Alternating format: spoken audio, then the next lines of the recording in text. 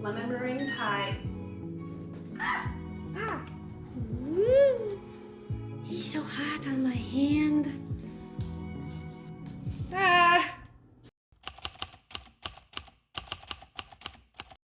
Hello and welcome back to my kitchen. Today we are doing a pie. Summer requires a pie, a cream pie, specifically a lemon meringue pie. Summers, lemon meringue. I don't know why. I think it's just because it reminds me of lemonade and it's a cold pie. I have already made my pie crust. Oh. I'm a hot mess. And it's in the oven baking right now. If you would like a pie crust recipe, that is also a gluten-free pie crust recipe. I will put something somewhere in the video, a link in the description box if you want. It's a way to make the lemon meringue filling stuff. Today I'm coming to you with the picnic book or the Better Homes and Garden cookbook from the 1980s. This is a tried and true book of mine. I love it. You've seen it in several of my other videos. I have it turned to page 281, Cream and Custard Pies.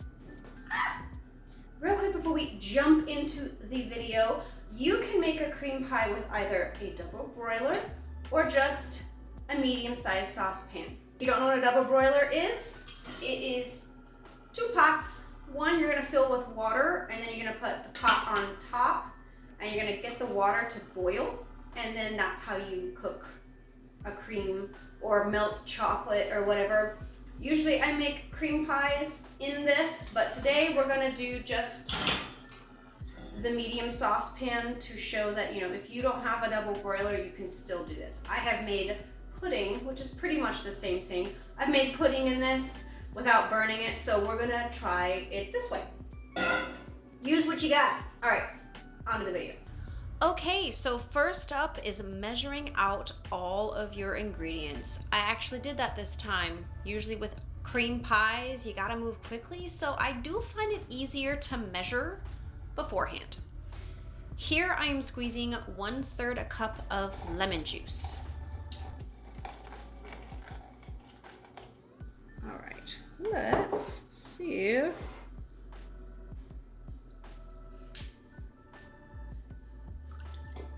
Oh, so close. Oh, did I drop a seed in there? I don't think so. Please don't spill. Beautiful. Then in a smallish dish, measure in 3 tablespoons of flour. I did gluten-free, and then 3 tablespoons of cornstarch.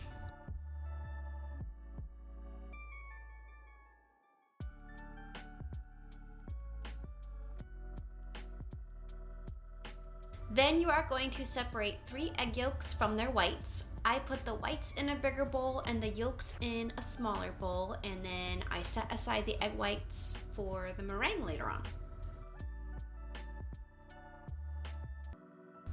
Okay, so off screen I also measured out 1.5 cups of granulated sugar and 1.5 cups of milk. The recipe does say to use water. I have used milk before, so I feel like either one can be used here. Maybe I'm wrong, but I have made a caramel cream pie and that recipe calls for milk, so I thought, why not here? Okay, so in the saucepan, place your sugar, the flour, and the cornstarch together, and they said add a pinch of salt. And then on medium-high heat, gradually pour in the water or milk. Now you will see lumps and bumps of the cornstarch and flour. Just keep whisking and over time they will disappear. My grandmother loved these pogo stick whisks for breaking up clumps, so I bought some and I think they help and they remind me of her, so I like using them. Now it probably took about 5 to 6 minutes for this to thicken up. And once it's thickened up, you will lower the heat and whisk for 2 more minutes, and then you will remove it from the heat.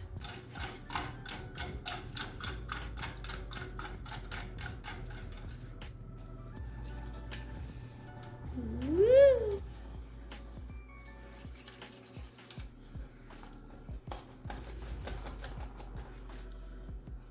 Ooh, yeah, that got thick. Woohoo! Look at that. Look at that, bubbles. Yeah. Okay, now this part is a little slightly tricky. Beat your eggs slightly and then take a 1 cup measuring cup or a ladle or pour from the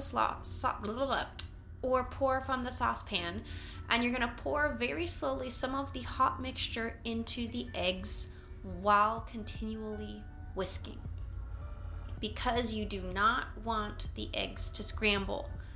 So you see how it takes a little bit of multitasking.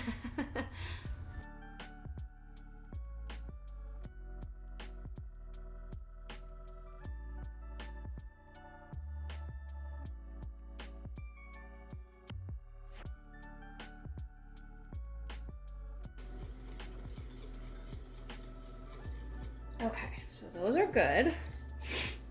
No scramble. Bring this back and we're gonna whisk some more, making sure we don't scramble.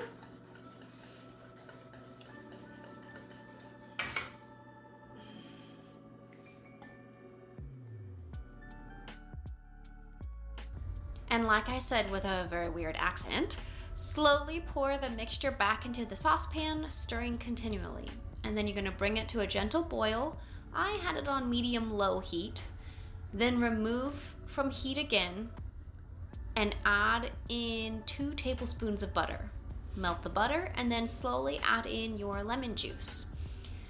It was here that I started to kind of lose hope. It was super thick and bubbly, and then I added more liquid, aka the lemon juice, and it got less thick. But I was gonna trust the process, and we continued on. Everything curdled. Oh, now it looks really soupy.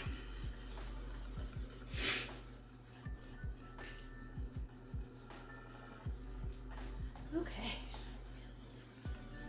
Taste test. Ooh, that's good. That's so good. Okay, now it's time to make the meringue.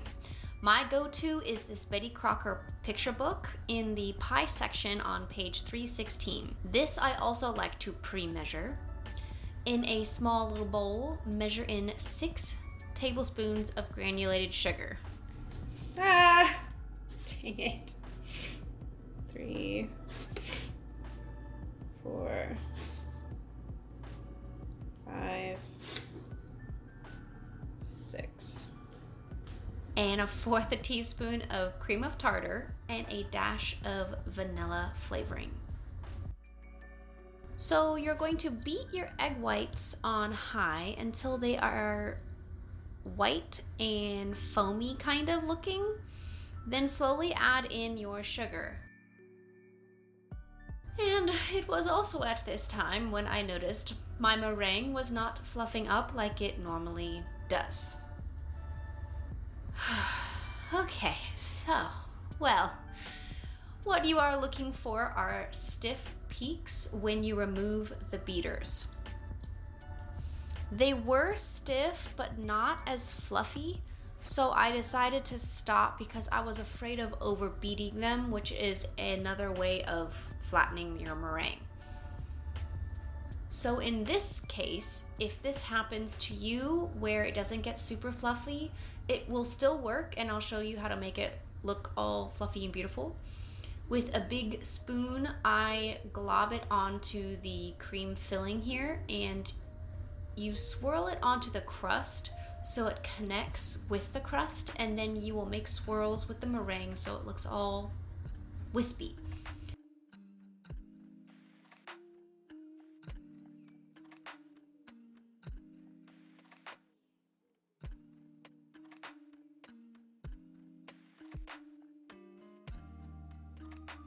And then you're gonna bake it in a 350-degree oven for 12 to 15 minutes. I always do the 12 minutes first. The meringue will be lightly golden brown, and oh, it looks so good. I had my doubts, but I was feeling better about myself. I let it cool, and then I placed it in the fridge for several hours.